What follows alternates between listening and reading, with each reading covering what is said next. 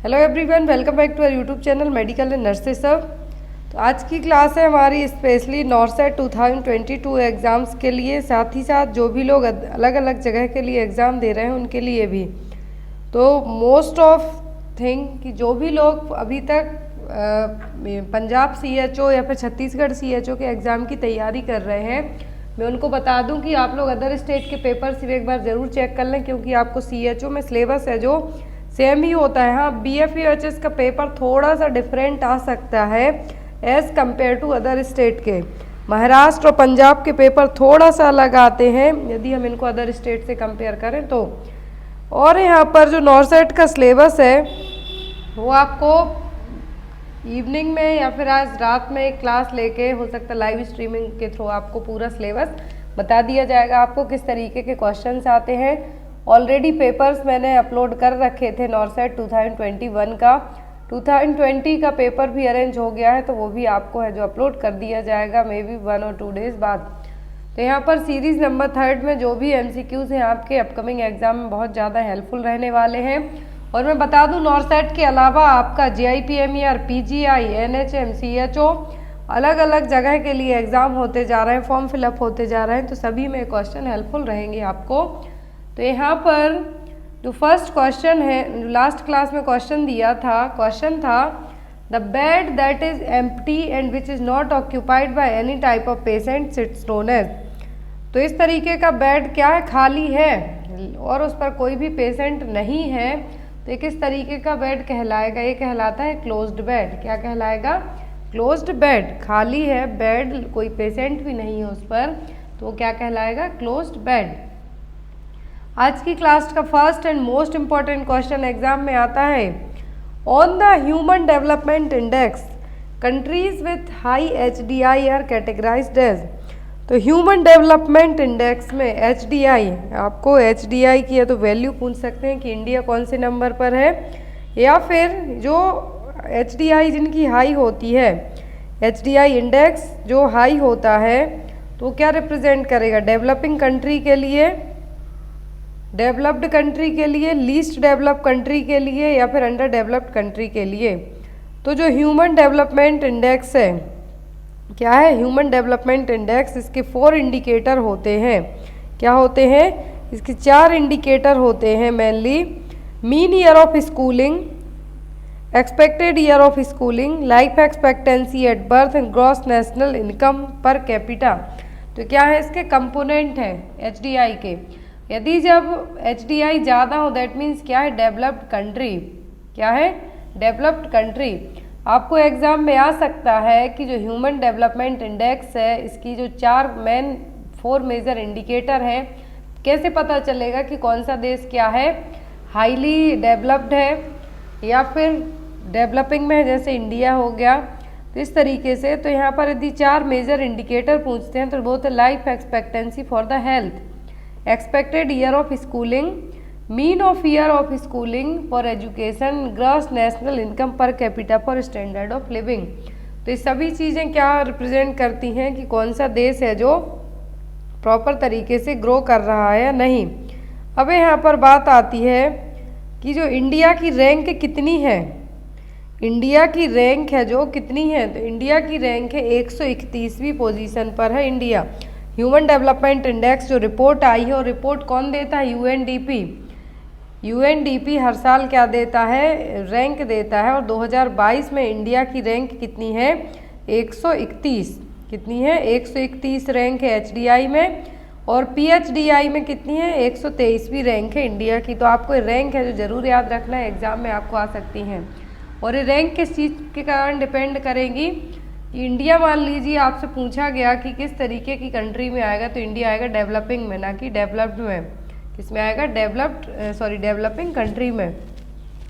और यहाँ पर जो रसिया है, रसिया की रैंक है जो अभी तक सबसे ज़्यादा रही है, मतलब रूस के पास हर एक चीज़ें हैं, हर एक चीज़ से मतलब वहाँ के बच्चे भी स्कूल जाते हैं, पर कैपिटा इनकम भी अच्छी है, स्टैंडर्ड ऑफ लिविंग भी अच्छा है।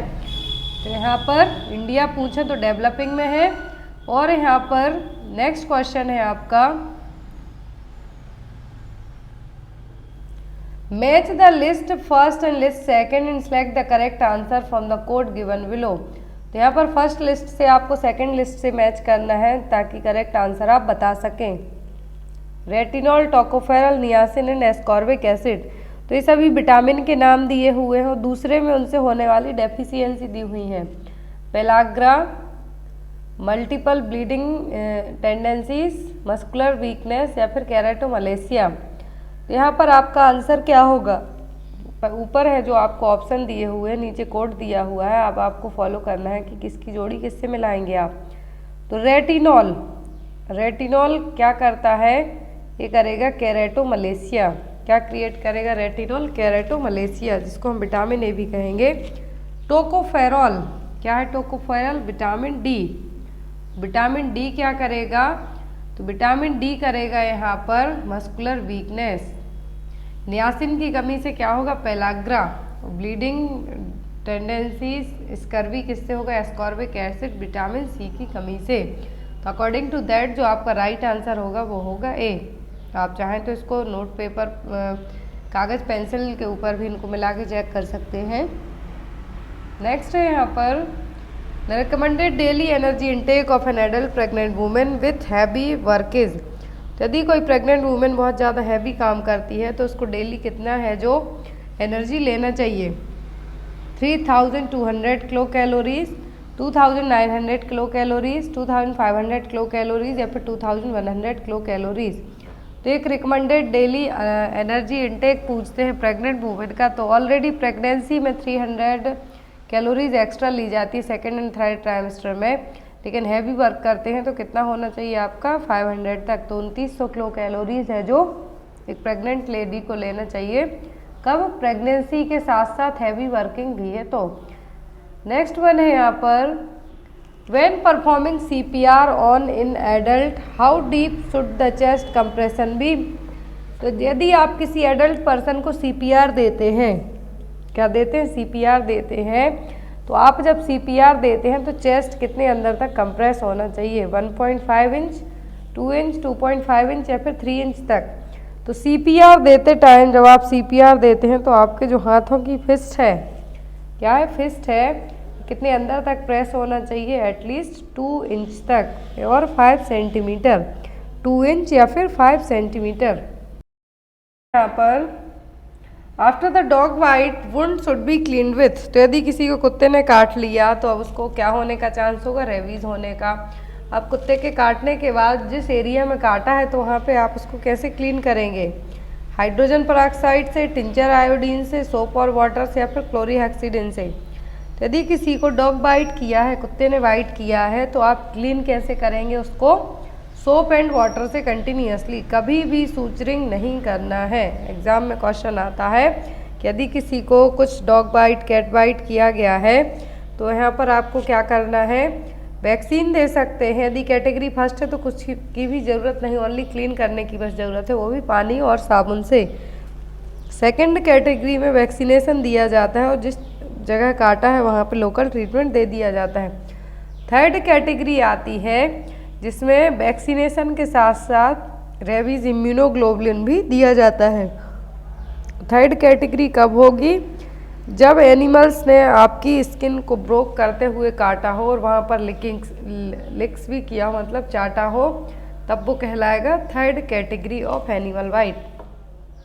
और रेबीज एक ओनली ऐसी डिसीज़ है जो कि पोस्ट एक्सपोजर और पोस्ट प्रोफाइल एक्सेस, मतलब एनिमल बाइट करेगा उसके बाद आप रेबीज की वैक्सीन लगवाएंगे, ना कि पहले से।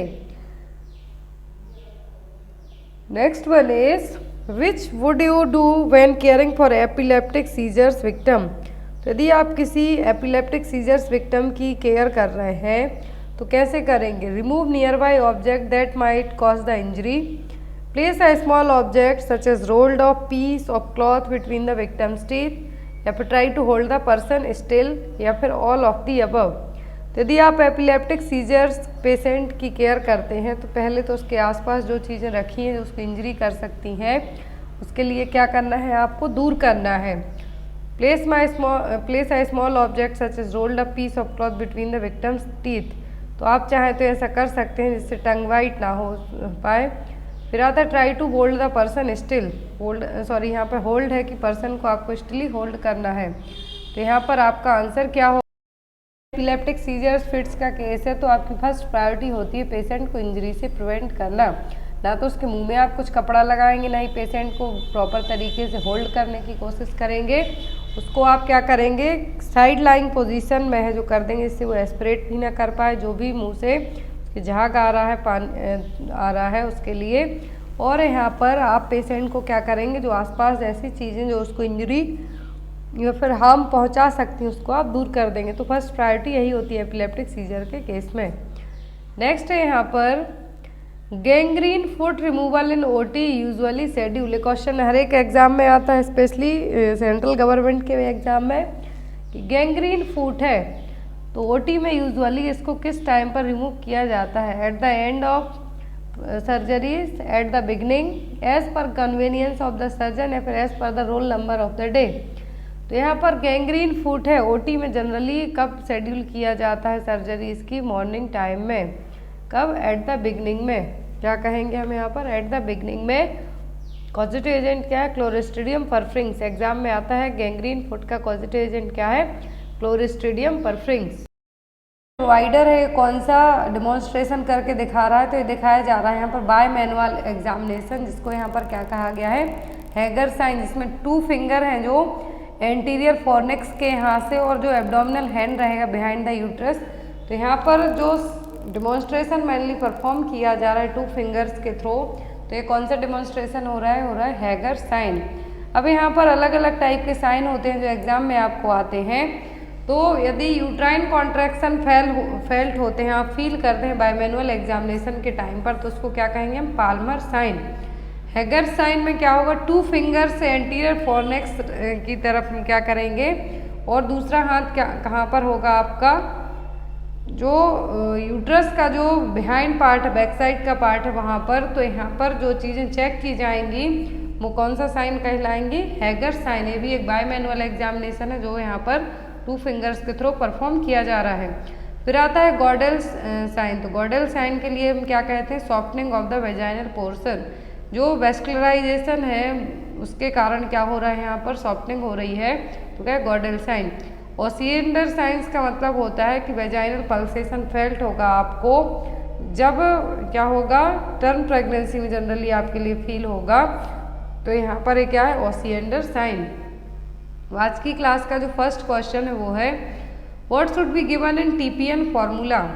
तो टीपीएन फॉर्मूला में क्या दिया जाता है, ऑप्शन में यहाँ पर amino acid, lipid, dextrose, fat, protein and carbohydrate, vitamin, mineral and dextrose, dextrin, glucose या फिर ऑक्सीजन। तो यहाँ पर 2 तरीके से क्वेश्चन आपको आ सकता है, या तो टीपीएन में क्या क्या आपको दिया जाता है, तो ग्लूकोज, प्रोटीन और फैट। क्या है यहाँ पर, ग्लूकोज, प्रोटीन और फैट है जो यहाँ पर दिया जाता है। अब आपको पता होना चाहिए कि जो ग्लूकोज है वो किस फॉर्म में दिया जाता है, प्रोटीन किस फॉर्म में रहेगा, और फैट है जो किस फॉर्म में दिया जाएगा। तो यहाँ पर जो आपका करेक्ट आंसर होगा, टीपीएन फॉर्मूला में क्या दिया जाएगा, तो टीपीएन फॉर्मूला में दिया जाता है अमीनो एसिड, जो यहाँ पर हमने अभी जस्ट आपको बताया कि ग्लूकोज, प्रोटीन, फैट, ये तीनों चीज़ें दी जाती हैं टीपीएन के थ्रू।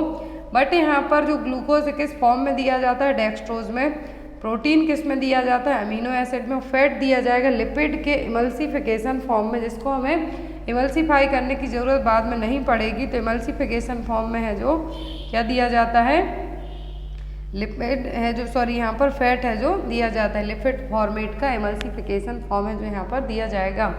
आई होप आपको चीज़ें क्लियर हो गई हों कि टीपीएन फॉर्मूला में क्या रहेगा, ग्लूकोज, प्रोटीन, फैट, लेकिन इनको डायरेक्ट नहीं दिया जाएगा, बल्कि इनका जो केमिकल कंपाउंड है फिर जो मेन नेचर है उसके थ्रू दिया जाएगा। तो ग्लूकोज डेक्सट्रोज फॉर्मेट में दिया जाएगा, प्रोटीन अमीनो एसिड में, और फैट दिया जाएगा लिपिड फॉर्म में।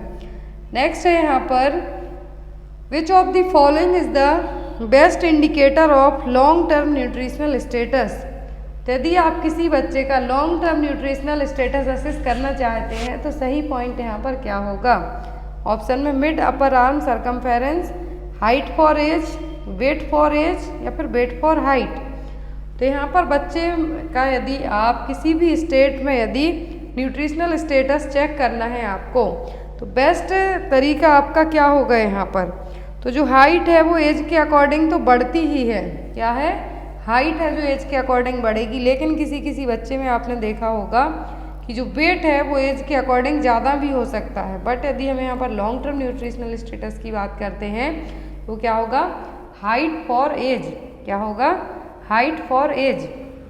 आपके इवन आप जो भी लोग पीडियाट्रिक पढ़े हुए हैं उनको तो आइडिया होगा ही, लेकिन जिन्होंने यदि इस टाइप के क्वेश्चन नहीं पढ़े तो मैं बता दूं कि आप इनको एज एन प्रैक्टिकल फॉर्मेट में भी देख सकते हैं। आप अपने आस पड़ोस देखेंगे कि कुछ बच्चे होंगे, हाइट सबकी सेम नहीं होती है, लेकिन एज के अकॉर्डिंग यदि हमें लॉन्ग टर्म न्यूट्रिशनल स्टेटस की बात हो रही है, यदि शॉर्ट टर्म के लिए कहते तो वो होता वेट फॉर एज, एज के अकॉर्डिंग तो वेट है।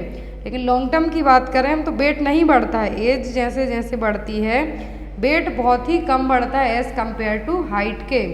तो यहाँ पर आपका जो करेक्ट आंसर होगा वो क्या होगा? हाइट फॉर द एज, क्योंकि लॉन्ग टर्म न्यूट्रिशनल स्टेटस की बात की जा रही है।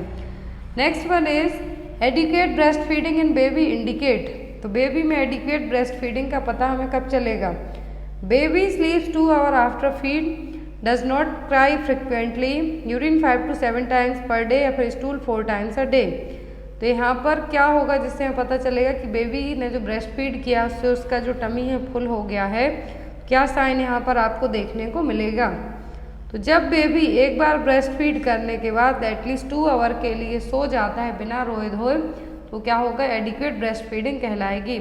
यदि 8 से 10 बार यूरिन पास आउट करता तब भी हम कह सकते कि बेबी को प्रॉपर ब्रेस्ट फीड है जो हुआ है, दिया गया है। लेकिन यहाँ पर बात की गई है कि एडिक्वेट ब्रेस्ट फीड को लेके तो 2 घंटे सोना है जो यहाँ पर यदि बेबी एक फीडिंग के बाद 2 घंटे के लिए सोता है दैट मीन्स बेबी क्या है? प्रॉपर ब्रेस्ट फीडिंग हो रही है। 5 to 7 times की जगह यदि यहाँ पर 8 to 10 times होता तो आप उसको मार्क कर सकते थे। Next one is supplementary nursing, immunisation, health checkup and referral services under ICDS are applicable to which age group. तो यहाँ पर बेनिफिशियर्स ग्रुप पूछा है कि जो ICDS है, इंटीग्रेटेड चाइल्ड डेवलपमेंट सर्विसेज हैं, उसके अकॉर्डिंग जो यहाँ पर क्या है एज ग्रुप है, किस एज ग्रुप के लिए दिया जाएगा? 12 से 14 साल, 3 से 6 साल, 8 से 10 साल या फिर 9 से 12 साल। तो अब यहाँ पर बात आती है कि बेनिफिशियर्स एज ग्रुप क्या होगा। तो यदि एज ग्रुप की बात की जाए तो जो प्री स्कूल गोइंग चिल्ड्रन होते हैं, कैसे? प्री स्कूल गोइंग चिल्ड्रन, तो इनमें से प्री स्कूल गोइंग चिल्ड्रन कौन से? 3 to 6 years। तो इनको क्या दिया जाता है? ICDS के तहत सप्लीमेंट्री नर्सिंग, इम्यूनाइजेशन और हेल्थ चेकअप और रेफरल सर्विसेज प्रोवाइड करवाई जाती हैं। तो यहाँ पर ICDS लॉन्च कब हुआ था? 2 अक्टूबर 1975 को एग्जाम में आपको आ सकता है। यदि इनके ऑब्जेक्टिव की बात करें तो immunisation, supplementary nutrition, health checkup, referral services, pre school education जो कि नॉन फॉर्मल, जो जस्ट मैंने आपको अभी बताया कि 3 to 6 year एज ग्रुप में न्यूट्रिशनल हेल्थ इन्फॉर्मेशन है जो ICDS स्कीम के तहत प्रोवाइड करवाई जाती हैं। नेक्स्ट है यहाँ पर A 10-year-old child with asthma is admitted to the ward. Which of the following observation needs immediate action by the nurse? तो यदि 10 साल का बच्चा एडमिट हुआ है वार्ड में, अस्थमा है उसको, तो कौन सी ऑब्जर्वेशन एज ए नर्स आप सबसे पहले करेंगे? ऑप्शन में breath rate 20 per minute, sitting upright and refusing to lie down, refusing to eat food, oxygen saturation 96%। यदि ब्रीथ रेट 20 पर मिनट है, ऑक्सीजन सेचुरेशन 96 है, दैट मीन्स सही है। यहाँ पर एज अ नर्स आप सबसे ज़्यादा किस चीज़ को ऑब्जर्व करेंगे? तो वो sitting upright and refusing to lie down, क्योंकि अस्थमा के पेशेंट को हम क्या करेंगे? सेमी फॉलोअर्स पोजीशन दे सकते हैं, लेकिन पूरा लाई डाउन करने के लिए नहीं कह सकते हैं। क्यों? क्योंकि ऐसा करने से क्या कहेंगे इस टाइप के पेशेंट के लिए? यदि 10 साल का बच्चा है, अस्थमा है, तो किस चीज़ पर हम तुरंत एक्शन लेंगे? तो वो होगा sitting upright and refusing to lie down. Next है यहाँ पर the item shown in the image. तो यहाँ पर 2 इमेज आपको दिख रही हैं, एक ही चीज़ की हैं, तो ये है क्या? ऑप्शन में यहाँ पर साके टेप, मल्टीपर्पज टेप, ट्रयास टेप या फिर रिस्ट टेप। तो यहाँ पर कौन सा है जो इमेज है जो यहाँ पर दिख रही है? तो ये जो इमेज दिख रही है यहाँ पर क्या है? साके टेप, जिससे हम MUAC चेक करते हैं, mid upper arm circumference check करने के लिए यूज़ किया जाता है। इसको क्या कहेंगे, साकेट टेप। अब यहाँ पर आपको 3 बैंड दिख रहे हैं, इसमें 3 कलर दिख रहे हैं, ग्रीन, येलो और रेड। तो ये क्या करते हैं, CBRT को प्रेजेंट करेंगे। तो यदि MUAC कितना हो, 12.5 से लेके 13.5 तक हो, कितना सेंटीमीटर में यदि बात हो रही है तो 12.5 सेंटीमीटर से 13.5 सेंटीमीटर तक हो, दैट मीन्स बेबी क्या है, फुली हेल्दी है। और यदि यही येलो कलर शो करेगा और ग्रीन भी शो करेगा, लेकिन MUAC आपका 11.5 से कम जाता है, दैट मीन्स बेबी क्या है, माल नरिश्ड, सीवियरली माल नरिश्ड कैटेगरी में आ जाएगा। तो MUAC की जो रेंज है यहाँ पर, ये देखिए ग्रीन कलर तक शो हो रही है, दैट मीन्स बेबी क्या है, फुली हेल्दी है। येलो आता है तो मॉडरेट है और रेड आता है तो सीवियरिटी है। Next one is identify the instrument shown in this image. तो यहाँ पर एक जो इंस्ट्रूमेंट दिख रहा है वो क्या है, ऑप्शन में है यहाँ पर salter scale, spring balance, electronic weighing scale या फिर बीम बैलेंस। तो यहाँ पर ये जो स्केल दिख रही है क्या, आपने जनरली जो 1 ईयर से कम एज के बच्चे होते हैं उनका वेट इस पे चेक किया जाता है, तो ये है क्या, तो यहाँ पर क्या है, बीम बैलेंस। इमेज ध्यान से देखिए, क्या है, बीम बैलेंस। जो यहाँ पर अदर इमेज है क्या है, electronic waiting machine, last spring scale, जिस पे हम बेबी को एक हुक यहाँ पर आप देख रहे हैं, इस पे लटका के बेबी का वेट चेक कर सकते हैं। लास्ट में साल्टर स्केल, ये आपने जनरली आंगनवाड़ी सेंटर में देखी होगी। Next one is milestone shown in image appears at age. जो यहाँ पर बेबी जो हरकतें कर रहा है तो ये किस एज में करेगा, क्राउलिंग कर रहा है। ऑप्शन में 3 मंथ, 4 मंथ, 7 मंथ या फिर 10 मंथ। क्रीपिंग कहते हम तो वो होता 7 मंथ में, लेकिन यहाँ पर क्राउलिंग हो रही है तो कब होगी, होगी 10 मंथ की एज में। क्रीपिंग और क्राउलिंग में डिफरेंस है, याद रखना। जो बेबी यहाँ पर कर रहा है क्या है, क्राउलिंग है, लेकिन जो क्रीपिंग होती है उसमें बेबी क्या करता है, अपना जो एब्डोमन है उसके बल पर क्या होता है, खिसकता, रेंगता। लेकिन यहाँ पर क्या है, बेबी उसका एब्डोमन पूरा अप है, हैंड और नी के बल पर क्या कर रहा है, क्राउलिंग कर रहा है। Next one is Paget disease is characterised by. Paget's disease यहाँ पर किसके कारण होगी, हाइपोकैल्सेमिया, हाइपरकैलेमिया या फिर हाइपरकैल्सेमिया और नन ऑफ द अबव। जो पैगेट्स डिसीज है ये क्या है या फिर किसके कारण होगी, तो पैगेट्स डिसीज किसका कैरेक्टरिस्टिक है, तो यह है यहाँ पर किसका, बोन्स का। और ये किसके कारण होगा, हाइपरकैल्सेमिया, जब कैल्शियम का लेवल कम होगा बोन्स में। तो यहाँ पर पैगेट डिसीज क्या है, तो ये हाइपरकैल्सेमिया के कारण। तो यहाँ पर आपका आंसर क्या होगा, हाइपरकैल्सेमिया। और इसमें क्या होगा, जनरली जो पैगेट्स डिसीज की कंडीशन है जो कि बोन्स को क्या होगा, एक्सेसिव बोन रीअब्जॉर्प्शन के कारण यहाँ पर बोन्स में क्या होगा, एबनॉर्मलिटी देखने को मिलेगी। तो ये किसको मेनली अफेक्ट करेगा, यहाँ पर the mother's placenta weight 500 gram, approximately how much would be the weight of the full term newborn. तो यदि प्लेसेंटा का वेट 500 ग्राम है, 1/6 होता है बेबी के वेट के, तो यहाँ पर बेबी का वेट कितना होगा, 2 kg, 3 kg, 4 kg या फिर 5 kg। तो फुल टर्म प्लेसेंटा का वेट कितना होता है, 500 से 600 ग्राम तक। अप्रॉक्सीमेट रेंज यदि पूछते तो 500 ग्राम होता है। और जब ये कब माना जाता है, जब बेबी का वेट, नॉर्मली टर्म बेबी का वेट 2.5 से 3 kg तक होगा। तो यहाँ पर आपका जो करेक्ट आंसर होगा वो क्या होगा, 3 kg। क्या होगा, 3 kg। अब यदि आपको एग्जाम में पूछा जाता है कि बेबी का वेट भी दिया है, प्लेसेंटा का वेट भी दिया है, तो प्लेसेंटा का वेट यदि पूछते हैं तो कितना होता है, 1/6 ऑफ द बेबी वेट। कितना, 1/6 ऑफ द बेबी वेट। और यदि अर्ली टर्म पूछा जाता है तो जो बेबी क्या हो, अर्ली टर्म का मतलब है कि बिटवीन 37 वीक 0 दिन 38 वीक 6 डेज, मतलब पूरे 39 वीक्स के टाइम पर ही डिलीवर होंगे। फिर आते हैं फुल टर्म जो कि 39 वीक्स से लेकर 49 वीक तक। Late term and post term. Post term यदि पूछते हैं तो 42 वीक्स के बाद जो डिलीवरी होगी वो। Next one is labour is termed precipitate if total labour process complete with in.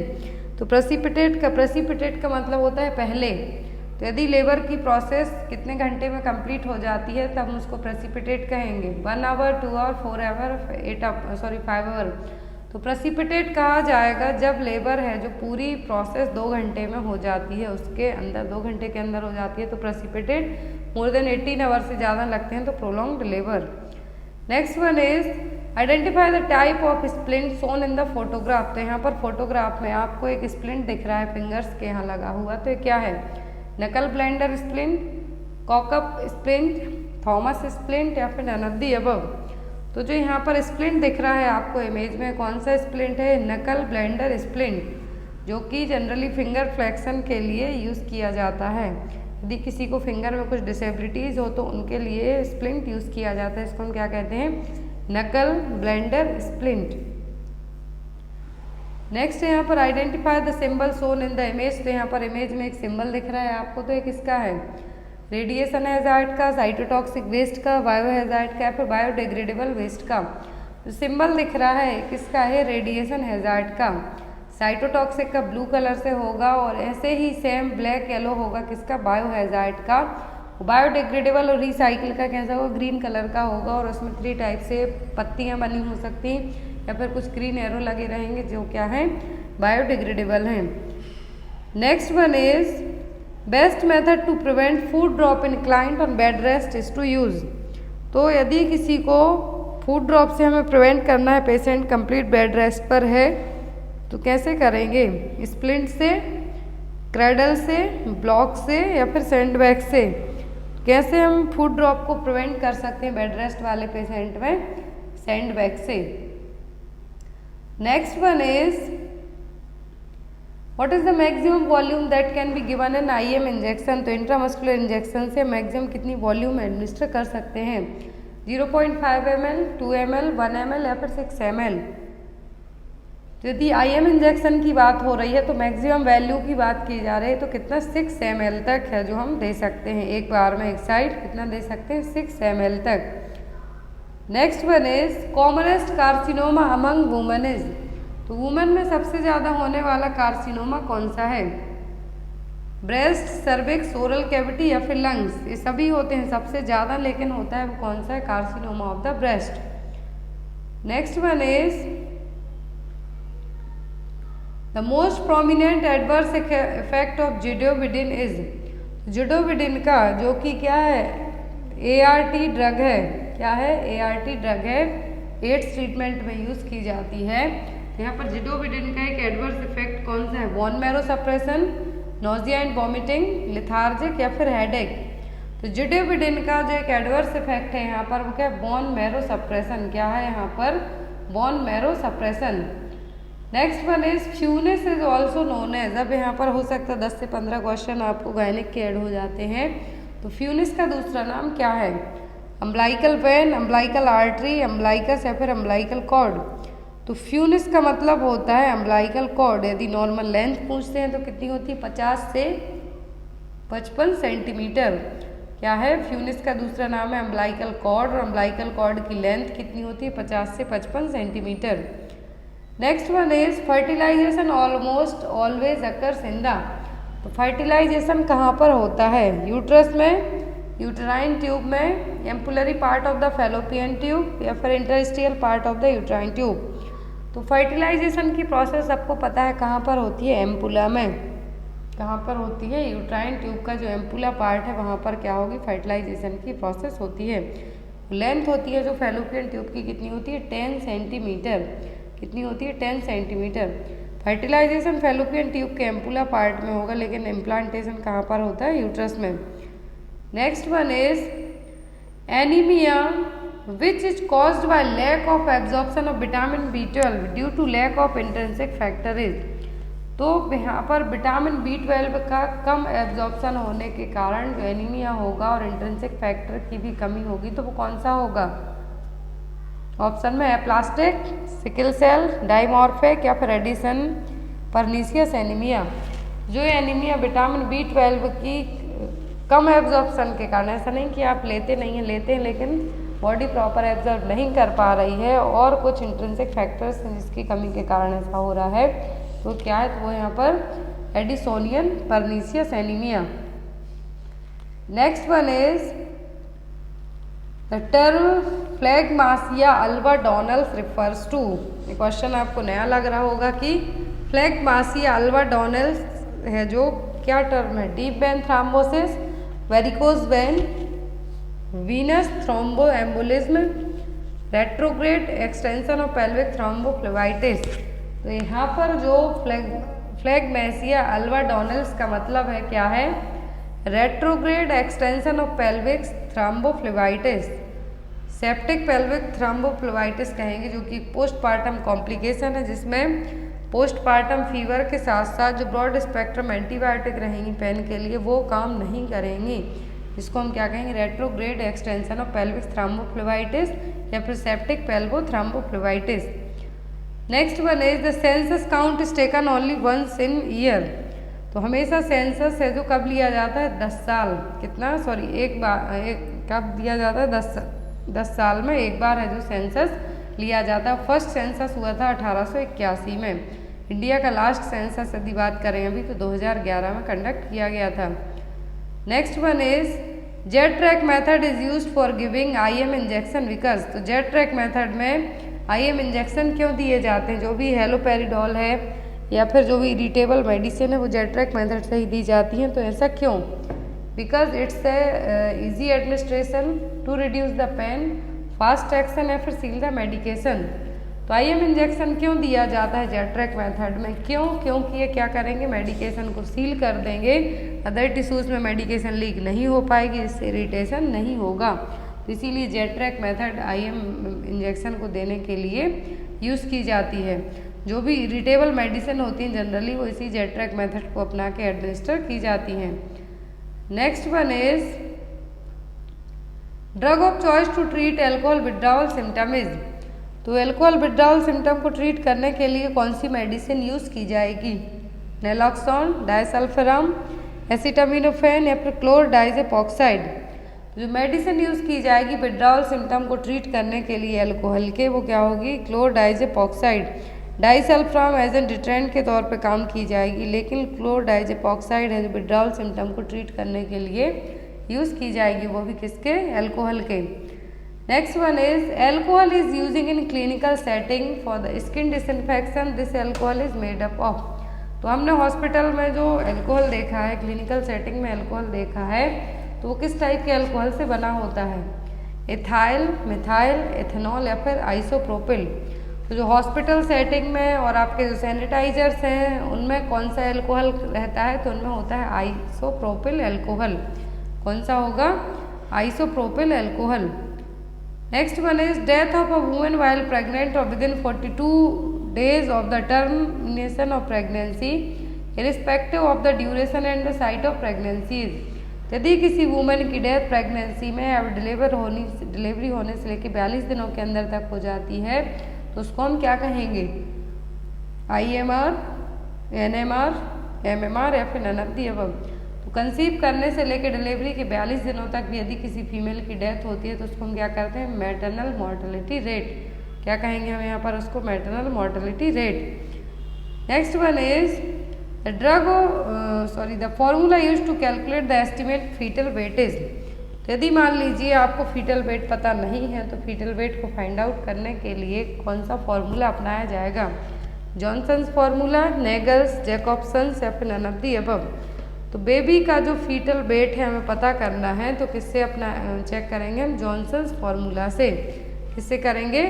Johnson's formula से। अब यहाँ पर जो फार्मूला है अकॉर्डिंग टू दैट क्या किया जाएगा? Fetal weight in grams minus 155 into fundal height in centimetre minus के।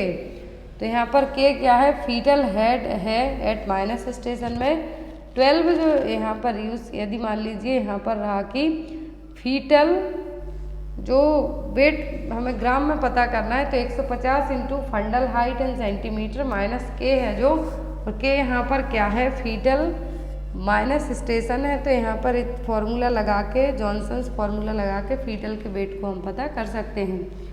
Next one is drug of choice for induction of ovulation is. तो यदि किसी के प्रॉपर पीरियड्स नहीं आते हैं तो ओवुलेशन की प्रोसेस नहीं होती है तो कौन सी ड्रग है जो ली जाएगी ओवुलेशन को इंडिकेट करने के लिए, इंड्यूस करने के लिए?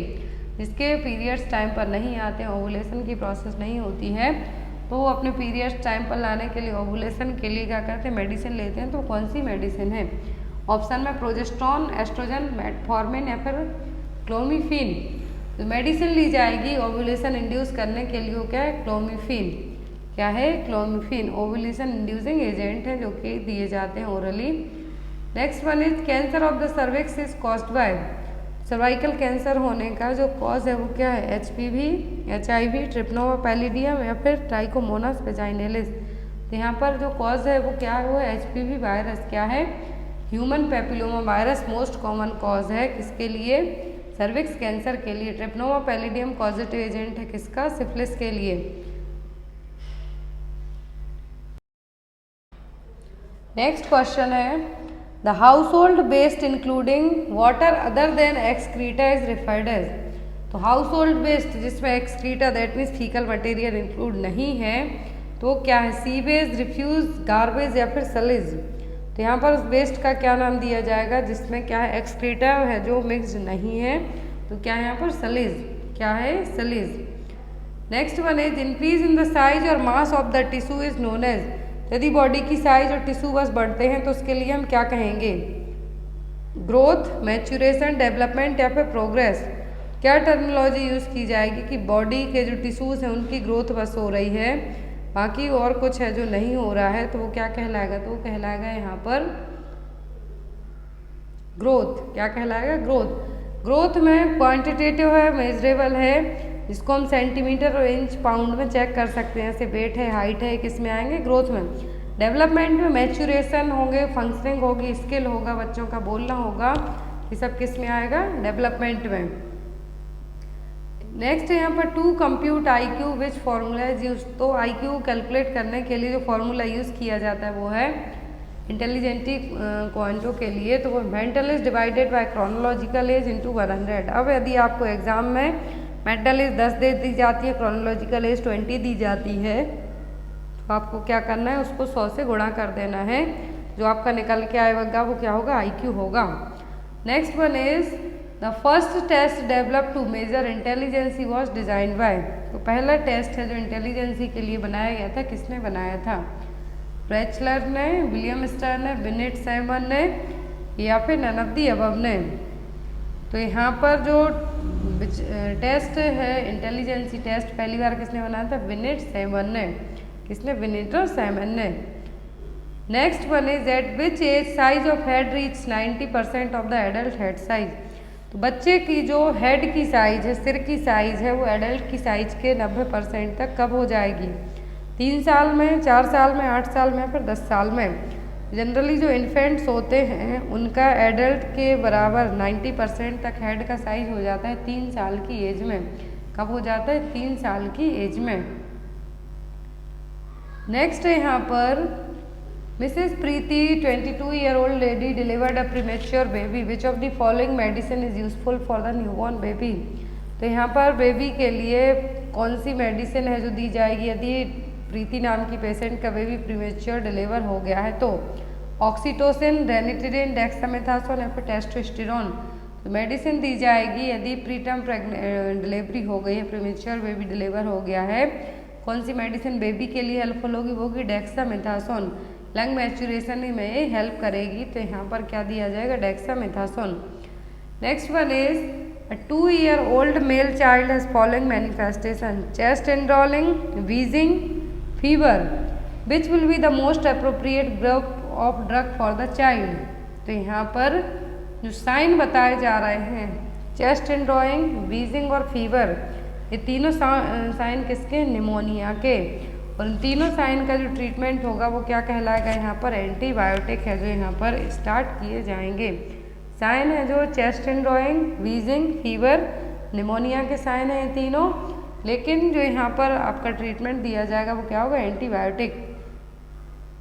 Next one is in a period of growth and development which is a embryo period. तो ग्रोथ और डेवलपमेंट में एम्ब्रियो पीरियड कब कहलाएगा? 0 to 14 डेज, 14 से 8 वीक, 8 वीक से 38 वीक या फिर नन ऑफ द अबव। यदि एम्ब्रियो का डेवलपमेंट पूछा है तो कितना होगा? 14 दिन से लेके 8 वीक तक का, कितना होगा 14 दिन से लेके 8 वीक तक का। प्रीनेटल पीरियड में जाइगोट पूछते हैं तो 0 to 14 डेज, फिर आता है एम्ब्रियोनिक स्टेज तो 14 से 8 वीक की, फिर आता है फीटस 8 वीक से लेके eight the time of birth तक फीटल है जो माना जाएगा।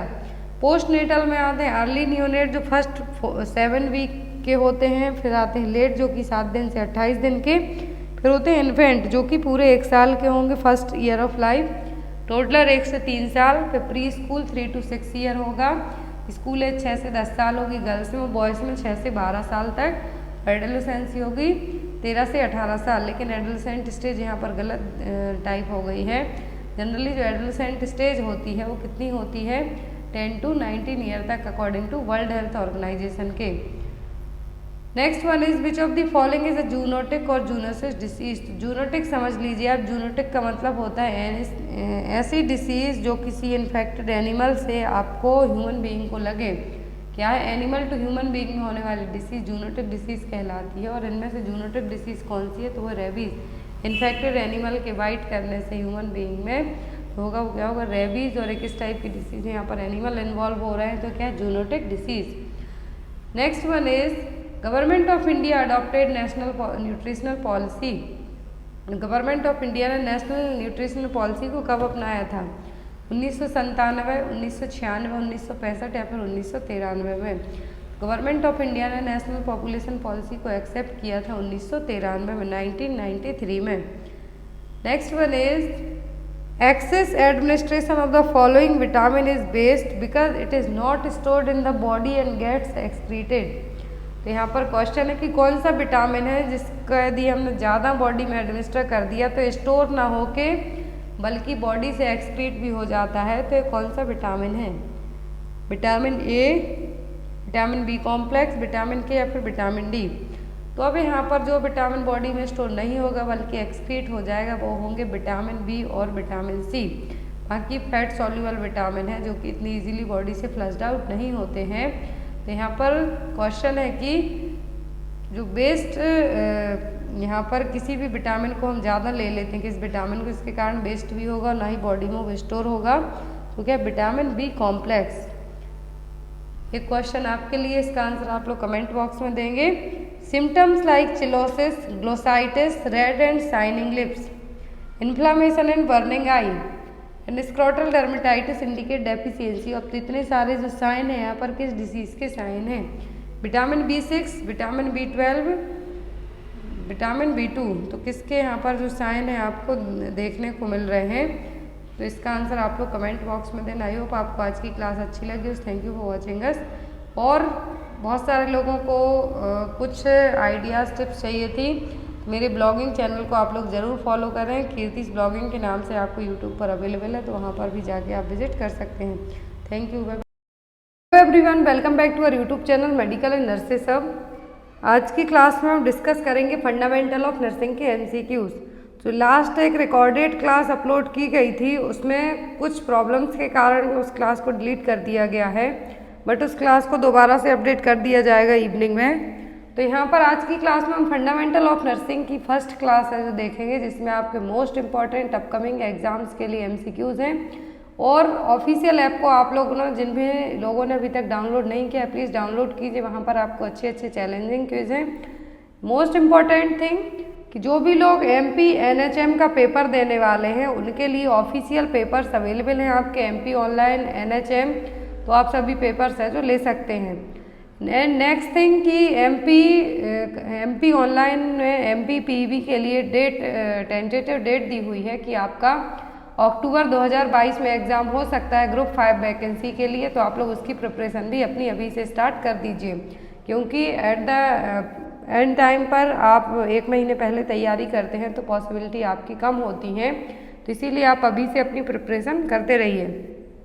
तो अब जिनका भी अलग अलग जगह NHM CHO उड़ीसा में भी पेपर है, गवर्नमेंट मेडिकल कॉलेज में पेपर है, NHM स्टाफ नर्स में पेपर है, झारखंड में पेपर है, तो सभी के लिए क्वेश्चन हेल्पफुल हैं, तो क्लास में एंड तक जरूर बने रहें। जो लोग नए हैं प्लीज़ चैनल को सब्सक्राइब करके बेल आइकन बटन को प्रेस करके रखें।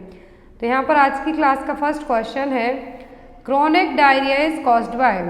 तो जो डायरिया क्रोनिक रहे मतलब लॉन्ग टर्म तक रहे तो किसके थ्रू होगा, corynebacterium diphtheriae, intestinal parasites, candida albicans, mycobacterium tuberculi. अब यहाँ पर चारों ऑप्शन है और आपको पहचानना है कि क्रोनिक डायरिया के लिए कॉमनली कौन रिस्पॉन्सिबल होगा।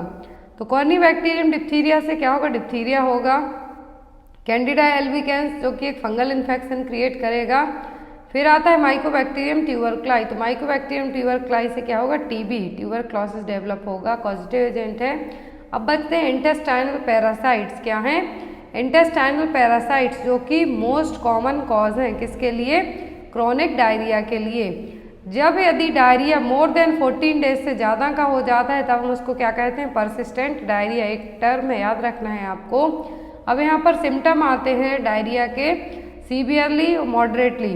तो यदि जो सीवियर डिहाइड्रेशन पूछते हैं तो इसमें सनकेन आइज होंगी, यदि बच्चा प्रॉपरली ड्रिंक नहीं कर पाएगा। लेकिन यदि मॉडरेट टाइप का होता है तो बच्चा ड्रिंक करेगा, बहुत फास्ट इवन ड्रिंक करेगा। और जो स्किन है, मेनली एग्जाम में आपको सनकेन आइज आता है और पानी पीने के लिए कहा जाता है कि जो सीवियरली डिहाइड्रेट बच्चे होंगे वो ईगरली पानी नहीं पी पाएंगे। और आता है स्किन गोज पिंक बैकवर्ड, तो स्किन है बहुत स्लो है जो बैकवर्ड होगी, तो किसके, सीवियर के। तो आपको यहाँ पर अकॉर्डिंग टू दैट क्वेश्चन मेरा कहना यही है कि आपको डायरिया से जो भी क्वेश्चन बनते हैं आपको अपने क्लियर करके रखना है। Next one is which of the following symptoms be an early indicator of hypoxia in unconscious patient. तो हाइपॉक्सिया का मतलब क्या होता है, टिश्यूज में ऑक्सीजन की कमी होना। अब अर्ली इंडिकेटर पूछा है, पेशेंट अनकॉन्शियस है तो क्या होगा, साइनोसिस, डिक्रीज्ड रेस्पिरेशन, रेस्टलेसनेस या फिर hypotension. Early that means patient unconscious है और उसमें के जो टिश्यूज हैं उसमें और ऑक्सीजन की कमी हो रही है, तो जो सिम्टम होगा वो क्या होगा, तो वो होगा रेस्टलेसनेस। अर्ली पूछा है तो रेस्टलेसनेस, और यदि लेट इंडिकेटर पूछते हाइपॉक्सिया का तो क्या होता, साइनोसिस। बॉडी कैसी होती, ब्लूइश कलर की होने लगती।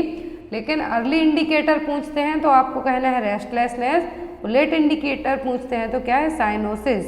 कॉन्शियस हो पेशेंट है, अनकॉन्शियस हो। Next one is which of the sign and symptom would be an early indication that the patient serum potassium level is below usual.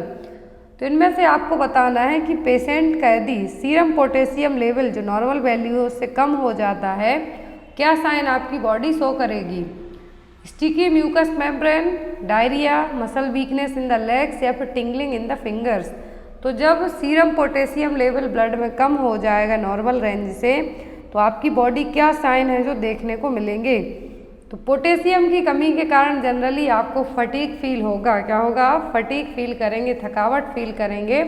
तो क्या होगा यहाँ पर, होगा muscle weakness in the legs. तो क्या होगा आपका answer, muscles weakness in the leg. और जो कॉमन साइन है किसके, पोटेशियम की कमी के कारण, मसल क्रैम्प होगा, मसल एक्स होगा, स्टिफनेस होगी। जनरली यदि पोटेशियम के कारण पूछते हैं और इस तरीके के सिम्टम आपको दिए जाते हैं तो क्या होगा, muscle weakness in the leg. Next one is nurse evaluate the adequacy of the neonates oxygen by monitoring. यदि कोई नर्स है, CHO है, न्यूनेट का ऑक्सीजन लेवल मॉनिटर करती है तो किससे चेक करेगी, cyanosis of hand and feet, pulse rate continuously, arterial blood gas analysis, ABG analysis जिसको हम कहेंगे, the percentage of oxygen received. तो न्यूनेट में ऑक्सीजन मॉनिटर करने के लिए है जो प्रॉपर इनमें से कौन सा पॉइंट सही होगा। तो बेबीज़ में यदि हमें न्यूनेटर पीरियड्स में क्या करना है, यदि ऑक्सीजन को चेक करना है, मॉनिटर करना है तो बेस्ट मेथड होगा इवैल्यूएशन किससे करेंगे हम, ABG एनालिसिस से। Next one is a patient receiving aminoglycosides antibiotic needs to undergo which investigation positively. तो यहाँ पर यदि कोई पेशेंट अमीनोग्लाइकोसाइड्स लेता है, एंटीबायोटिक अमीनोग्लाइकोसाइड्स कैटेगरी के, कौन सा इन्वेस्टिगेशन करने की ज़रूरत पड़ेगी, serum sodium, serum potassium, red blood cell count या फिर सीरम क्रिएटिनिन। किसका लेवल है जो चेक किया जाएगा, जिससे क्या होगा, हमें बहुत ही थ्रोली जो भी पेशेंट अमीनोग्लाइकोसाइड्स एंटीबायोटिक्स ले रहे हैं तो वो कौन सा टेस्ट आप यहाँ पर करवाएंगे, तो होगा सीरम क्रिएटिनिन टेस्ट।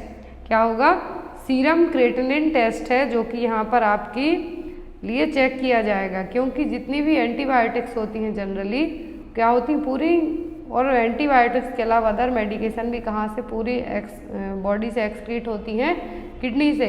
तो इसीलिए कौन सा टेस्ट करवाया जाता है, सीरम क्रिएटिनिन। नेक्स्ट है यहाँ पर the rule of 9 in patient with burn helps to assess.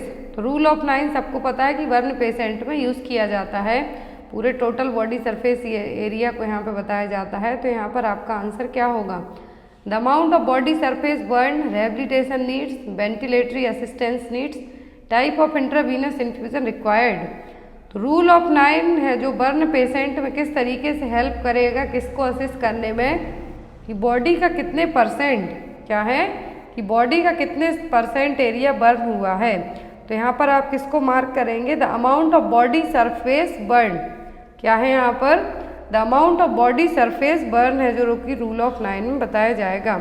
अब यहाँ पर यदि आपको फ्लूइड प्लेस करने के लिए या फिर फ्लूइड इन्फ्यूज़ करने के लिए कहा जाता है बर्न पेशेंट में, तो जो फॉर्मूला यूज़ करते हैं हम वो क्या कहलाता है, पार्कलैंड फार्मूला। एग्जाम में क्वेश्चन आता है इसलिए मैंने यहाँ पर बताया। तो रूल ऑफ 9 में यदि आपको क्या होता है, रूल ऑफ 9 में आपको या तो हेड का एरिया पूछ सकते हैं कितने परसेंट में रखा जाएगा, पेरिनियम पूछते हैं तो पूरी बॉडी में पेरिनियम बस जो एरिया है उसको 1% कैलकुलेट किया जाता है। पार्कलैंड फार्मूला क्यों यूज़ किया जाता है, जो बर्न पेशेंट हैं उनमें फ्लूइड को रिप्लेस करने के लिए।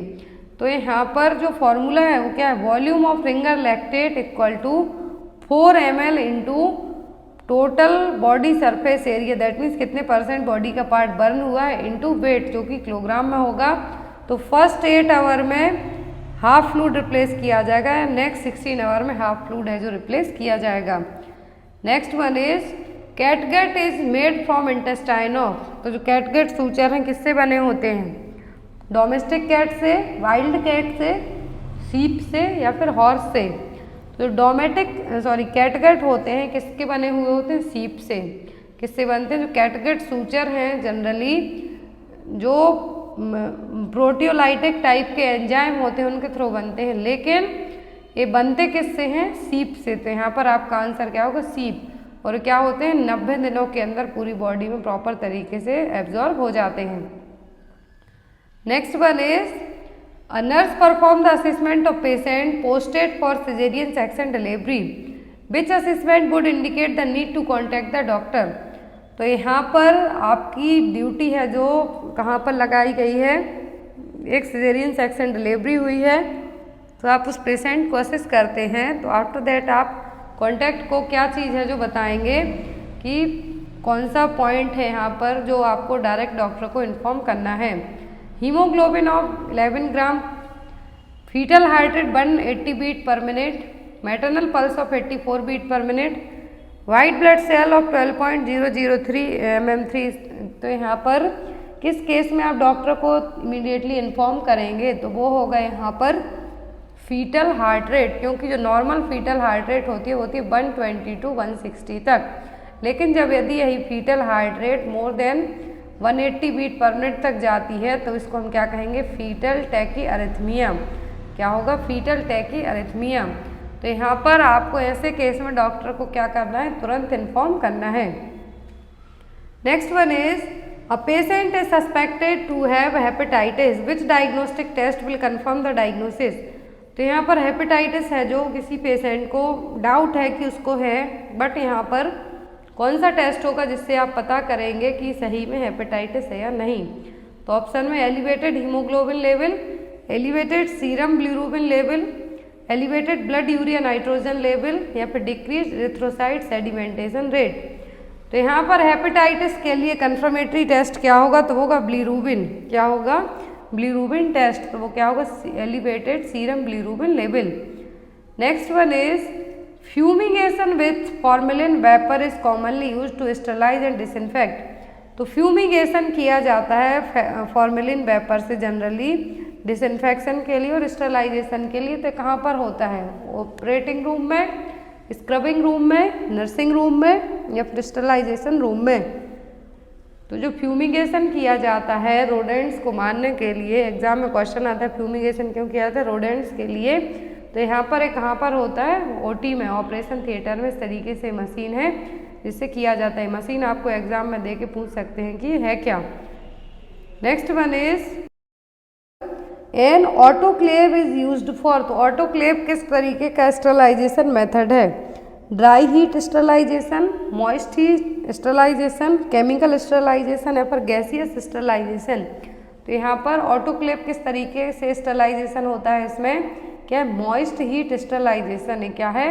Moist heat sterilization. एग्जाम में आपको यहाँ पर प्रेशर पूछा जाता है, ड्यूरेशन पूछा जाता है, टेम्परेचर पूछा जाता है। तो स्टीम अंडर प्रेशर पर एक काम करेगा, मॉइस्ट हीट स्टरलाइजेशन प्रोसेस है, और इसमें जो टेम्परेचर होता है कितना होता है? 121 degree Celsius, 250 degree Fahrenheit. Duration पूछे तो 20 से 30 मिनट तक माना जाता है, लेकिन ये डिपेंड करता है कि क्या चीज़ है जो आप स्टरलाइज कर रहे हैं। तो यहाँ पर next one is which of the following suture material can be autoclaved for sterilization. तो कौन से सूचर मटेरियल है जिनको हम ऑटोक्लेव के थ्रू स्टरलाइज कर सकते हैं? Silk and linen, catgut and polyglactin, PDS and polyester, polyglycolic acid and collagen. तो किसको है हम जो कि ऑटोक्लेव के थ्रू स्टरलाइज कर सकते हैं सूचर मटेरियल को? तो वो सिल्क और लिनन। क्या है? सिल्क और लिनन है जिनको हम क्या कर सकते हैं? ऑटोक्लेव के थ्रू स्टरलाइज कर सकते हैं। Next one is lateral position is used for operation on. तो लेटरल पोजीशन कौन सी सर्जरी के लिए की जाएगी? Kidney surgery, gall bladder, appendix या फिर all of these. Lateral position use की जाती है किडनी सर्जरीज के लिए। किसके लिए? किडनी सर्जरी, थोरैक्स या फिर रेट्रोपेरिटोनियल स्पेस और हिप की सर्जरी के लिए पोजीशन है जो यूज की जाती है। Next one is where is oxytocin synthesized. तो ऑक्सीटोसिन का सिंथेसिस कहाँ पर होता है? ऑप्शन में है यहाँ पर paraventricular nuclei of the hypothalamus, para axial nuclei of the hypothalamus, hypophyseal portal plexus या फिर हाइपोथैलेमस एपिफिजियल प्लेक्सिस। तो कहाँ पर है जो ऑक्सीटोसिन सिंथेसाइज्ड होता है? तो ऑक्सीटोसिन का सिंथेसिस होता है पैरा वेंट्रिकुलर न्यूक्लियाई में, हाइपोथैलेमस के para ventricular nuclei of the hypothalamus. Next one is which disease is the dementia associated with asymmetric atrophy of the frontal and temporal lobe. तो कौन सी डिसीज है जिसमें dementia होगा लेकिन इसमें फ्रंटल एंड टेम्पोरल लोब में asymmetric है जो आपको देखने को मिलेगी? वेस्कुलर, हंटिंगटन्स, जैकॉब्स या फिर पिक्स डिसीज। दो यहाँ पर क्लिनिकल और क्लासिकल साइन बताएं। एसिमेट्रिक ट्रॉफी है फ्रंटल और टेम्पोरल लोब में, तो किस में देखने को मिलते हैं? पिक्स डिसीज में। पिक्स डिसीज एक तरीके का डिमेंशिया है अल्जाइमर्स के जैसा, लेकिन थोड़ा सा एक कॉमन है, जिसमें आप अपने इमोशंस, बिहेवियर, पर्सनालिटी, लैंग्वेज इनको कंट्रोल करते हैं लेकिन ये फिर भी अफेक्ट होंगे। तो यहाँ पर फ्रंटो टेम्पोरल डिमेंशिया होता है, फ्रंटो टेम्पोरल होगा। तो फ्रंटो टेम्पोरल और dementia, fronto temporal labour degeneration disease जो कि क्या है? पिक्स डिसीज का एग्जाम्पल है। Next one is which is the last phase of home visiting in family health services. तो यदि आप फैमिली हेल्थ सर्विसेज के लिए जाते हैं तो लास्ट विजिट क्या होगी आपकी? Activity phase, pre visit phase, terminal phase या फिर पोस्ट विजिट फेज। तो यहाँ पर लास्ट विजिट पूछा है, तो लास्ट स्टेप क्या होगा होम विजिटिंग के लिए? होगा पोस्ट विजिट फेज। 5 कंपोनेंट होते हैं। Initiative phase, pre visit activities, activities during home visit, termination और last one is the post visit phase. Next one is how much litre of water disinfected with a single 0.5 milligram chlorine tablet. तो 0.5 mg की chlorine tablet कितने पानी को disinfect करेगी? 10 litre, 15 litre, 20 litre या फिर 25 litre. तो यहाँ पर जो प्रोसेस जिससे 0.5 mg क्लोरीन टैबलेट से पानी को डिसइंफेक्ट किया जा रहा है, तो ये प्रोसेस क्या कहलाती है? Chlorination of the water. क्या कहलाएगी? Chlorination of the water. तो 0.5 mg की जो टैबलेट है क्लोरीन की 20 लीटर पानी को डिसइंफेक्ट करेगी। क्या होगी? 20 लीटर पानी को डिसइंफेक्ट करेगी। और जो यहाँ पर क्लोरीनेशन, वाटर में क्लोरीन का लेवल चेक करने के लिए जो टेस्ट किया जाएगा वो क्या कहलाएगा? Orthotolidine test. क्या होगा? Orthotolidine test. Next is Horrocks apparatus is used to measure. Horrocks apparatus है, ये किसको मेजर करने के लिए यूज़ किया जाता है? Level of residual chlorine, hardness of water, chlorine demand of water या फिर नन ऑफ द अबव। तो जो हार्डनेस, जो हॉरोक्स एपरेटस है किसके लिए यूज़ किया जाता है?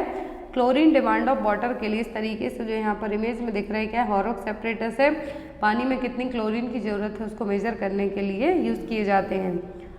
Next one is measures taken to stop the progress of disease is called which kind of prevention? That means disease already हो चुकी है लेकिन उसकी प्रोग्रेस को हमें रोकना है तो कौन सा प्रिवेंशन कहलाएगा? प्राइमरी, सेकेंडरी, टर्सरी या फिर नन ऑफ द अबव। तो प्राइमरी में आप हेल्थ एजुकेशन इम्यूनाइजेशन से है जो प्रिवेंटिव मेजर अपनाएंगे वो क्या होगा? प्राइमरी। फिर जब हो जाएगी डिसीज़, कोई भी डिसीज़ या प्रॉब्लम, देन आफ्टर आप उसके कॉम्प्लिकेशन है जो डेवलप नहीं होने देना चाहेंगे या फिर उसको प्रिवेंट करेंगे कॉम्प्लिकेशन होने से, तो क्या होगा? सेकेंडरी। लेकिन जब यही डिसीज़ होकर कॉम्प्लिकेशन बना चुकी है ऑलरेडी आपकी बॉडी में और उसकी जो ट्रीटमेंट के चांसेस हैं वो सभी वो किस में आएंगे? टर्सरी प्रिवेंशन में। Next one is what is the intermediate tyre of the Panchayati Raj system called? तो यहाँ पर मैंने एक ट्राइंगल शेप में आपको बताया था कि जो इंटरमीडिएट टायर क्या होगा पंचायती राज सिस्टम का? पंचायत समिति, जिला परिषद, ग्राम सभा या फिर ऑल ऑफ दी अबव। तो इंटरमीडिएट टायर क्या होगा यहाँ पर? पंचायत समिति। Next one is Mrs Preeti 22-year-old lady delivered a premature baby, which of the following medication is useful for the newborn baby?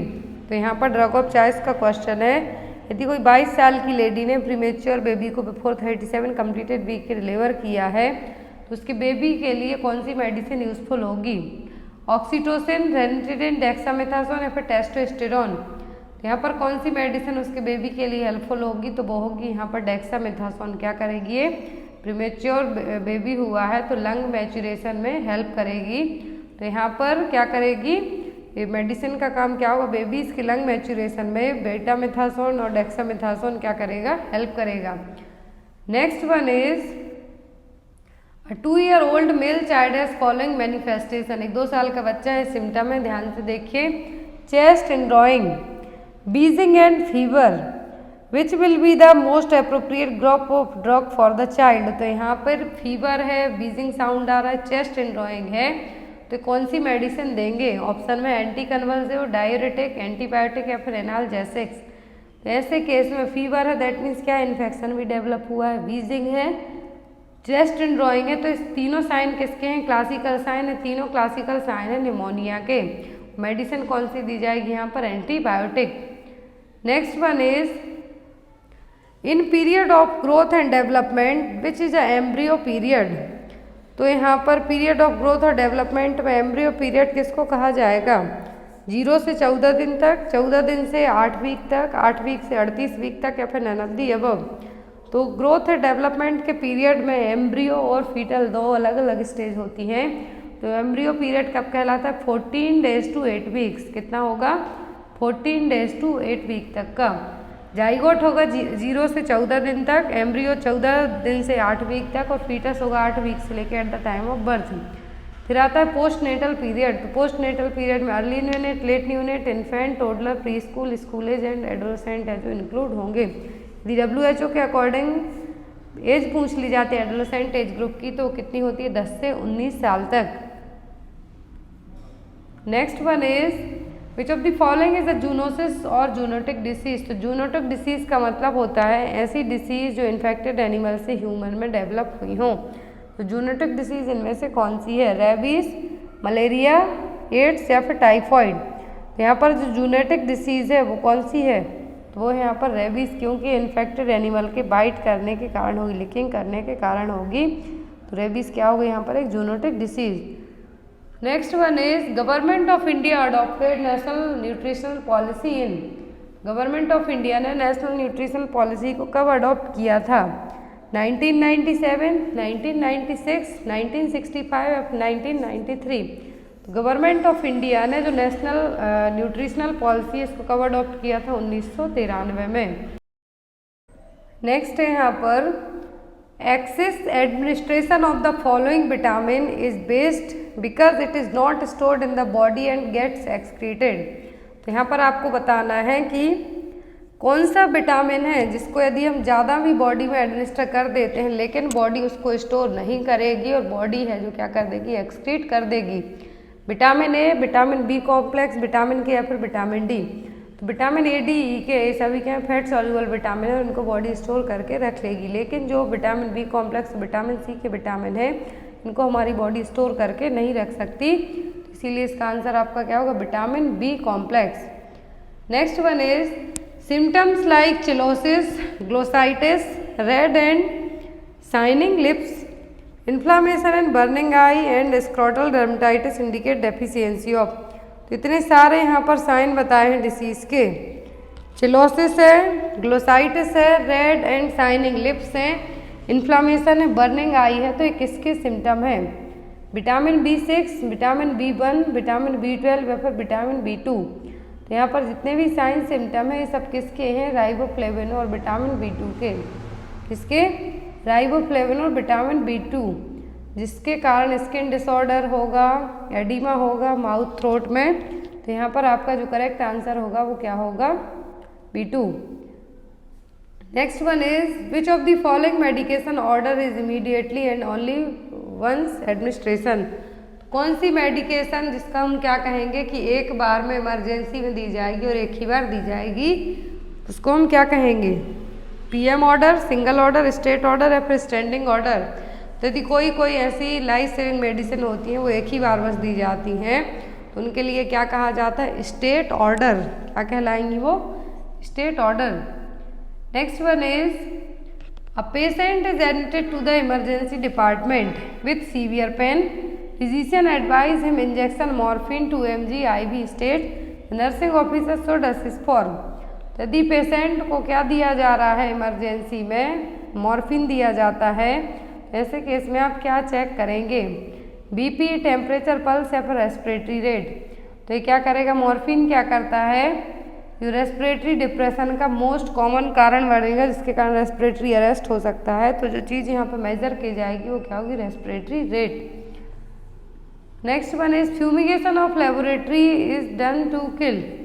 Laboratory में यदि फ्यूमिगेशन किया जाता है फ्यूमिगेटर मशीन से तो ये क्यों किया जाता है? बैक्टीरिया के लिए, रोडेंट्स के लिए, वायरस के लिए, फिर फंगल के लिए। तो जस्ट मैंने अभी आपको बताया कि जो OT में ऑपरेशन थिएटर में फ्यूमिगेशन किया जाता है, मशीन से धुआं छोड़ा जाता है, किसके लिए किया जाता है? रोडेंट्स को भगाने के लिए। Next one is an adult schedule for a paracentesis, what should the nurse plan to do immediately before the procedure is started. तो पैरासिंथेसिस होने के पहले एज अ नर्स आप क्या चीज़ें जो नोट डाउन करेंगे कोई प्रोसीजर होने के पहले और पैरासिंथेसिस प्रोसीजर होने के पहले?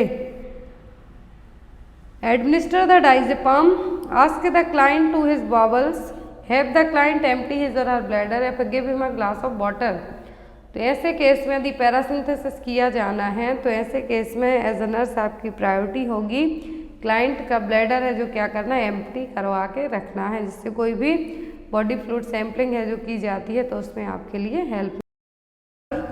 Bleeding between the menstrual period is known as.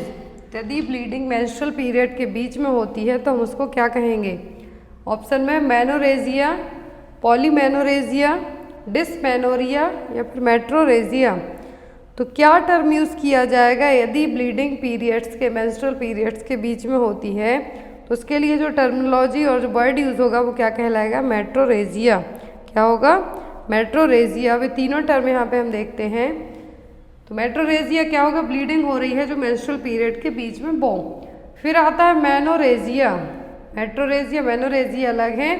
तो मेट्रोरेजिया का मतलब क्या है? जो नॉर्मल मेंस्ट्रुअल साइकिल है उसके बीच में ब्लीडिंग होती है तो मेट्रोरेजिया। लेकिन मेनोरेजिया का मतलब है कि हैवी और प्रोलॉन्ग्ड वेजाइनल ब्लीडिंग होती है विद मेंस्ट्रुअल साइकिल के। मेट्रोरेजिया का मतलब जो ब्लीडिंग मेंस्ट्रुअल पीरियड में हो रही है वो।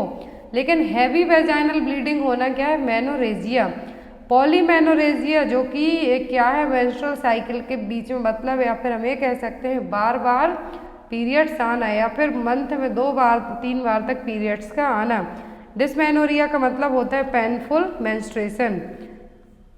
Next one is correct regarding semen collection include. तो सीमेन कलेक्शन के लिए सही पॉइंट यहाँ पर क्या है? Provide a fresh sample, patient can continue with sexual activities, no need of any abstinence, sample should be refrigerated या फिर ऑल ऑफ दी अबव। तो यदि सीमेन कलेक्ट करते हैं सैम्पलिंग के लिए तो आपका जो सही पॉइंट है वो क्या होगा कि फ्रेश सैंपल प्रोवाइड करवाना। कुछ केस में सेक्सुअल एक्टिविटी एब्सिस्टेंट की जाती हैं, तो यहाँ पर इसीलिए आपका जो राइट आंसर होगा वो क्या होगा? फ्रेश सैंपल प्रोवाइड करवाना। Next and most important question हर एक एग्जाम में आता है, which of the following terms refers to weakness of both legs and lower part of the trunk. तो यदि बोथ लेग मतलब कि दोनों पाँव और जो लोअर पार्ट है ट्रंक के नीचे का, एब्डोमेन के नीचे का लोअर पार्ट है, वहाँ पर वीकनेस होना क्या कहलाएगा? पैराप्लेजिया, क्वाड्रीप्लेजिया, हेमीप्लेजिया या फिर टेट्राप्लेजिया। चारों टर्मिनोलॉजी देखिए कि वीकनेस ऑफ बोथ लेग, दोनों पैर और लोअर पार्ट है जो ट्रंक के नीचे का, उसमें वीकनेस होना है क्या कहलाएगा? पैराप्लेजिया। क्या कहलाएगा? पैराप्लेजिया। और डाइप्लेजिया जिसमें लोअर बॉडी पार्ट दोनों लेग अफेक्ट है। हेमीप्लेजिया में सिंगल पोर्शन अपर हेड से लेके राइट साइड का सेक्शन जिसमें हाथ और एक साइड का पैर अफेक्ट होगा, और या फिर जो पैराप्लेजिया पूछते तो लोअर बॉडी पार्ट। मोनोप्लेजिया पूछते तो ओनली एक हाथ हो सकता है या फिर एक पैर हो सकता है सिंगल। और टेट्राप्लेजिया का मतलब दोनों हाथ पैर लोअर अपर पूरी बॉडी में क्या होना? वीकनेस का होना। Next one is inability to speak और understand the spoken word is known as. तो जो चीज़ आपके सामने बोली जा रही है उसको ना समझ पाना क्या कहलाएगा? ना तो बोल पा रहे हैं आप, ना ही उसको समझ पा रहे हैं स्पोकन वर्ड्स को, तो ये क्या कहलाएगा? एग्नोसिया, एफासिया, एप्रेक्सिया या फिर इंसोम्निया। तो यहाँ पर जो आपका करेक्ट आंसर है वो क्या होगा? इनेबिलिटी टू स्पीक और अंडरस्टैंड, जो बोला जा रहा है या फिर जो आपको समझ में नहीं आ रहा है तो क्या है वो? एफासिया। एग्नोसिया का मतलब होता है किसी भी ऑब्जेक्ट प्यूपिल पर्सन को ना पहचान पाना, loss of ability to identify objects और प्यूपिल। एप्रेक्सिया का मतलब होता है कि एक मोटर डिसऑर्डर है जिसमें जनरली पर्सन को कुछ भी चीज़ें मूवमेंट करने में जो प्रॉब्लम होगी वो क्या कहलाएगा? Apraxia. Next one is immediate care of newborn baby after delivery is all except. तो न्यूबॉर्न बेबी को डिलीवरी के बाद सभी केयर दी जाएंगी किसी एक को छोड़कर। Baby should keep lower than the uterus, suctioning, clean the eyelids, bath the baby. तो न्यूबॉर्न बेबी को इमीडिएटली केयर में क्या दिया जाता है? बेबी को सक्सनिंग की जाती है, आईलेट्स क्लीन किए जाते हैं, वार्म रखा जाता है बेबी को, लेकिन बेबी को तुरंत जो बाथ नहीं दिया जाता। ये बेस्ड ऑन जो हॉस्पिटल के प्रोटोकॉल्स उसके अकॉर्डिंग होता है, बट मेनली आफ्टर 24 आवर के बाद ही हम बात है जो दे सकते हैं। तो यहाँ पर सक्सनिंग की यदि बात होती है तो सक्सनिंग कैसे की जाती है? फर्स्ट माउथ देन नोज, जिससे हम एस्पिरेशन को प्रिवेंट कर सकते हैं। फिर आती है आईलेट्स को क्लीन करने की, तो ड्राई कॉटन है जो स्टेराइल स्वैप से हम क्लीन कर सकते हैं, जो कि मीडियल टू लेटरल क्या करना है? मीडियल टू लेटरल साइड करना है। अम्बलाइकल कॉर्ड को हमें कट करना है, कब कट करना है? 2 से 3 मिनट के बाद, जब तक पल्सेशन है जो स्टॉप ना हो जाए। ये क्वेश्चन एग्जाम में आते हैं, इमीडिएट बेबी की केयर के क्वेश्चन है। Next one is which action should the nurse implement to prevent aspiration in patient who is experiencing seizures in bed. तो यहाँ पर आप पेशेंट को एस्पिरेट करने से, कुछ भी चीज़ एस्पिरेट करने से कैसे बचा सकते हैं यदि पेशेंट को सीजर्स आ रहे हैं, फिट्स आ रहे हैं? तो ऑप्शन में elevate the head, लूजन the restrictive clothes, position the client on the side with head फ्लैक्स्ड forward, या फिर use the tongue depressor with the teeth. यदि किसी को सीजर्स आ रहे हैं तो उसको तो कुछ अता पता नहीं है कि क्या चल रहा है उसकी बॉडी में, लेकिन आप उसको एस्पिरेट करने से मुंह से झाग जैसे आएगा, म्यूकस आएगा, तो उसको आप कैसे है जो प्रिवेंट कर सकते हैं एस्पिरेट करने से? तो हम पेशेंट को लेटरल पोजीशन देके, साइड लाइन पोजीशन देके, हेड फ्लैक्स्ड फॉरवर्ड पोजीशन देके पेशेंट को हम क्या कर सकते हैं? कोई भी मटेरियल एस्पिरेट करने से प्रिवेंट कर सकते हैं। Next one is which of the following score indicate coma in an adult patient as per the GCS। तो Glasgow coma scale consciousness level check करने के लिए यूज़ की जाती है। तो कितना यहाँ पर स्कोरिंग होगी जिससे पता चलेगा कि पेशेंट कोमा में है? 0, 5, 9 या फिर 12। कितना स्कोर होगा जिससे पता चलेगा कि पेशेंट को क्या है, कोमा डेवलप हो रहा है? तो वो है 5। यदि पेशेंट में जो बेस्ट रिस्पॉन्स होता है तो मैक्सिमम स्कोरिंग कितनी होती है? 15। यदि टोटली अनरिस्पॉन्सिव पेशेंट है तो 3 स्कोर दिया जाएगा और लेस देन 8 से कम जाता है तो पेशेंट क्या है, कोमाटोज हो रहा है। तो यहाँ पर कोमाटोज के लिए, कोमा के लिए कितना यूज़ किया जाएगा? 5।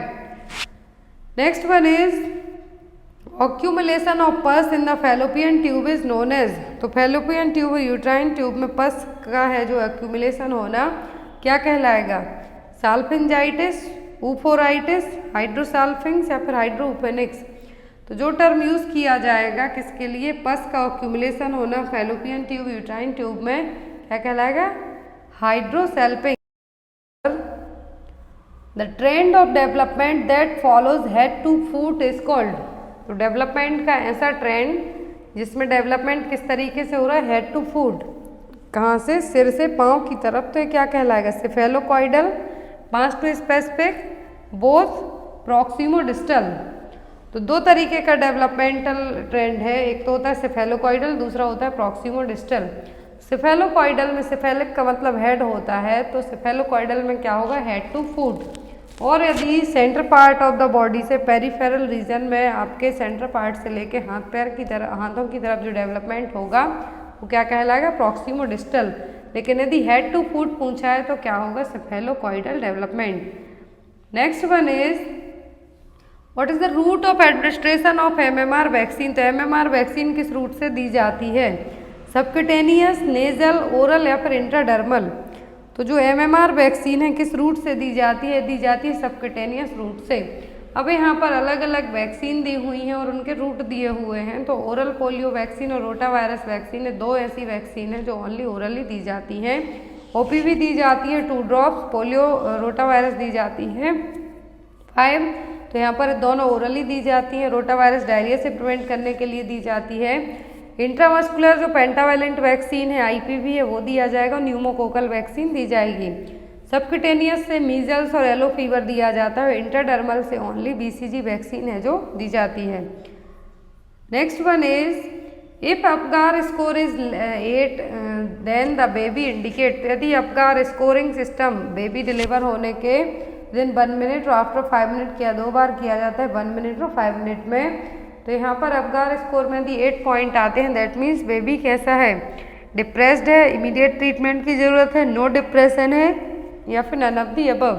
तो यदि अपगार स्कोर 8 आता है दैट मीन्स बेबी क्या है, पूरे तरीके से हेल्दी है, उसको कोई भी डिप्रेशन नहीं है।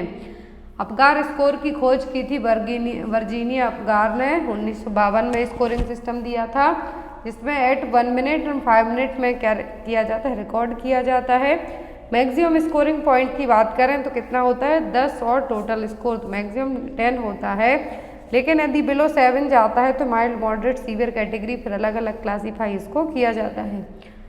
और इसके कंपोनेंट क्या क्या है अपगार स्कोर की, appearance, pulse, grimace, activity and respiration. Next question, which of the following drug will be administered to treat the anaphylactic reaction. तो एनाफ्लेक्टिक रिएक्शन को ट्रीट करने के लिए कौन सी मेडिसिन दी जाएगी, एट्रोपिन, डिगॉक्सिन, एपिनेफ्रिन या फिर सोडियम बाइकार्बोनेट। तो यहाँ पर एनाफ्लेक्टिक रिएक्शन को ट्रीट करने के लिए जो मेडिसिन यूज होगी वो क्या होगी, एपिनेफ्रिन।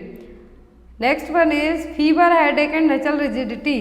3 साइन है, क्लासिक साइन है, नचल रिजिडिटी। यहाँ पर क्वेश्चन देख के आपको आंसर भी याद आ गया होगा। फीवर है, हेडेक है, नचल रिजिडिटी है, तो किसके क्लासिकल साइन है, मेनिंजाइटिस, मेनिंगोमायोसिल, अल्जाइमर्स डिसीज या फिर पार्किंसंस डिसीज। तो जितने भी यहाँ पर तीनों साइन बताए हैं, nuchal rigidity, fever, headache, Brudzinski sign, Kernig sign, किसके साइन है सब, ये मेनिंजाइटिस के साइन। तो यहाँ पर आपका राइट आंसर क्या होगा, meningitis.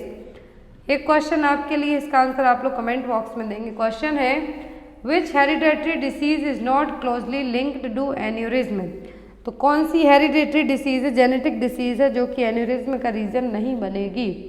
Loops erythematosus, Marfan syndrome, myocardial infarction या फिर सिस्टिक फाइब्रोसिस। तो इसका आंसर आप लोग कमेंट बॉक्स में देना, जो नेक्स्ट क्लास रहेगी उसमें इसका आंसर आपको बता दिया जाएगा। So guys, thank you for watching us, bye bye.